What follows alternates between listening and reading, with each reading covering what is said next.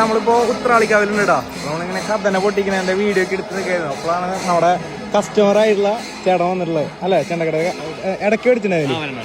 അപ്പൊ ആള് ജസ്റ്റ് വെറുതെ കണ്ടതാണ്. അപ്പൊ നമ്മൾ വീഡിയോ എടുക്കണപ്പോ തന്നെ ആള് ചോദിച്ചു വന്നിട്ട് 101 കഥന പൊട്ടിക്കുന്ന വീഡിയോ എടുക്കണം.